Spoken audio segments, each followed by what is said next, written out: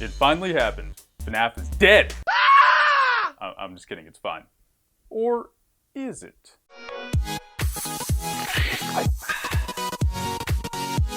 The news is in, folks. Just this past Friday, Scott Cawthon posted an update on his Steam page about the fate of the FNAF game he's been working on. Call it Sister Location 2, FNAF 6, or what have you, Scott has decided to cancel the project. Thanks to everyone who sent in screenshots of the source code, but it looks like anything and everything to do with this project is being scrapped. I'm not so sure this is all bad though. To avoid putting words in Scott's mouth, let's take a look at his actual Steam post. For the last month or so, I've been dropping hints about a new game, but after forcing myself to keep working on it day after day, I realized something. I just don't want to work on this. With each game's release, I think the expectations get higher and higher for the next, and rightfully so. Each game should be better than the last, but that pressure starts to mount, and I fear that I've been neglecting other things in my life for the sake of trying to keep up with those mounting expectations. So after giving this a lot of thought, I've decided I'm going to stop working on it. I'm not going to reveal anything else about what the game was, and I've asked other people involved to never divulge anything either. It's just not going to be talked about. So that's that. The next main installment of the FNAF franchise is undeniably cancelled, and we won't know anything about what it was supposed to be either. I personally applaud Scott for doing this. He even says himself that he didn't want to work on the project, and rather than just pumping out a new FNAF title and letting the money rain down, he decided to not release something that both him and the fans wouldn't be happy with. So does that mean he's stepping back from FNAF games altogether? Technically, the answer is no, but I'd like to put an asterisk next to that no. Scott goes on to say, "Does this mean that I'm going to stop working on games altogether? No, that's not what it means at all. It just means that I want to get back to what made game making enjoyable in the first place. It also doesn't mean that I'm abandoning FNAF. In fact, the first game I'd like to make would be something for you guys. Remember Foxy Fighters from Update 2? I loved working on that game. It was a lot of fun, and it took a lot of the pressure off me knowing that it was just for the fans of the games. That's the kind of project I'd like to work on again. Maybe I'll try my hand at a Pizzeria Tycoon game, who knows? The point is that it would be something for fun, and something for the fans. Smiley face. In case you're a little hazy on your FNAF World updates, Foxy Fighters is a spin-off game featuring Foxy, Toy Chica, Nightmare Chica, and this JJ guy. It's a minigame that doesn't stick to the FNAF formula because, well, it's a minigame. We can infer from this that our mysterious developer enjoyed working on this game because it got his creative juices flowing, because it didn't stick to the FNAF formula. Truth is, with every new FNAF game, Scott has to please the old fans while making sure things don't get stale. I can see how after so many games, Scott just wouldn't be into it anymore. Having to stick to the FNAF formula of jump scares, door checking, and camera switching is a one-way ticket to getting drained creatively. Or at least I could understand how someone would feel that way. Scott says he enjoyed working on a minigame, and hints about making a Pizzeria Tycoon game that, like Foxy Fighters, would also feature FNAF characters but wouldn't actually add anything to the FNAF lore. We'll likely see more games that utilize aspects of the Five Nights at Freddy's universe like the characters, the settings, the creep factor, but none of them will actually stick to the actual Five Nights at Freddy's formula. We're going to see games that aren't sculpted to fit well within the canon FNAF universe because they aren't meant to fit within the actual canon story. Of course, the question we all have is, what about the lore? Are you just gonna leave us hanging, Scott? I mean, come on, we've been sweating for years here. Commenting on indirectly that, Scott says, "There are some big things in the works elsewhere. The movie is in amazing hands with Blumhouse. I'm also still working to get a VR title out at some point, because that would be awesome. And of course, I can't leave everyone hanging with the cliffhanger at the end of the second book. Winky face. But as far as the games are concerned, I think this is where I step back." There you have it. The lore will live on in the books and potentially a movie, and perhaps even a virtual reality title. It's not specified if this VR game is definitely going to be a FNAF title, but at the very least it might be a spin-off game like we talked about earlier.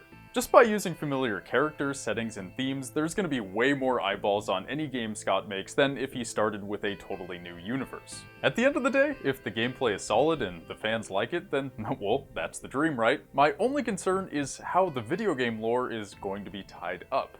If no more main series FNAF games are being made, then how will their story end? Remember that the books and the video games are different universes, different timelines. Anything that happens in writing doesn't necessarily apply to your computer screen. We can expect, or I guess hope, that the books come to a satisfying conclusion in their own right, but what about the games that we've been sweating about for 3 years now? Well, here's the thing. We know Scott cares an awful lot about the quality of the upcoming FNAF movie. He even pulled away from Warner Bros. So that it can be in the hands of Blumhouse Productions, a very successful and probably less sellout-y horror movie company. Call me a guy who's just punting ideas out there, but I think it's entirely possible that we'll finally see the video games get a bow tied on them in the film. Figure if the film consists of all the same characters in all the same roles as the video games, then wouldn't it be a continuation and hopefully a conclusion to what happens in the video games? The question then becomes, how would we know if the film and the video games really lined up? Well, we won't know until the movie comes out, or until Scott says something, but here's what to look out for in the meantime. If the purple guy is Michael rather than William, then we know this is taking place in the video game universe. Remember, it's explicitly shown in the books that the purple guy is William Afton, where in the games, specifically Sister Location, we see a cutscene that proves that purple guy is a dude named Michael, who gets scooped, then taken over by Ennard, who is himself a conglomeration of animatronics. But then Michael throws up Ennard, and dies. But then Michael comes back to life. Then we see this cutscene where Michael is talking to his father, and BAM! He's Springtrap too. So yeah, if the FNAF movie's plot revolves around Michael being the purple guy who is inside the Springtrap, then it's safe to say this is a continuation and hopefully a conclusion to the story the game started.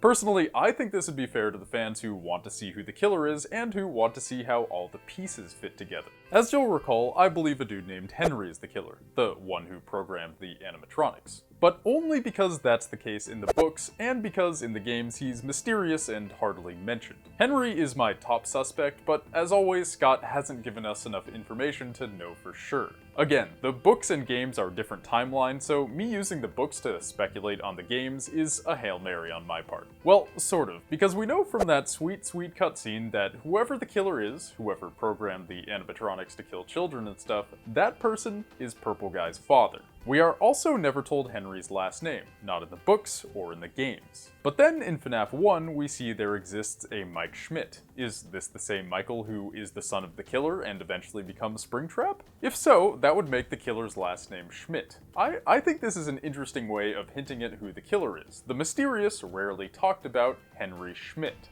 That being said, all we know in the games is that there exists a pizzeria partner named Henry, and that there is a house with disassembled animatronics. Thus, this house is presumably where the creator of the animatronics lives, where the true killer lives. If we see in the movie a girl's room with Mangle on the floor and a crying child who is constantly scared by his older brother and haunted by Golden Freddy, then this movie is clearly a continuation of the games. Also, if things don't get wrapped up with the movie, that's a whole lot of time spent on something that has nothing to do with any timeline or that continues off of the books. But why not just finish the book with a book? Especially when, according to that winky face, we're clearly going to see more FNAF literature coming our way after Twisted Ones. No, the movie is the only non-spin-off, non-literary FNAF content we have left, and they're going to a whole lot of trouble to make it. This franchise has captured the internet's attention like a spoopy, mysterious plague, and this FNAF mind virus won't stop until we get some answers. At least it won't stop until we get enough answers. Why not do that with a movie made by horror movie experts with all the excitement and story crafting you can do on the big screen? Not to mention all the killer merchandising that is sure to come from this flick. Not to mention all the spin-off games featuring all the FNAF characters that are sure to sell like hotcakes. And they'll be creatively stimulating. You keep doing you, Scott.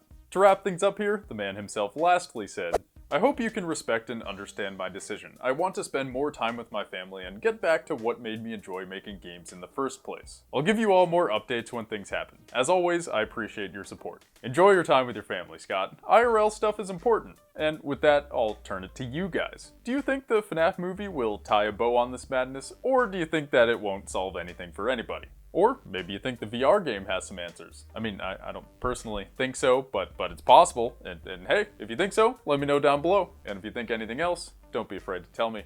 I'm Grant, and I'll see you guys later.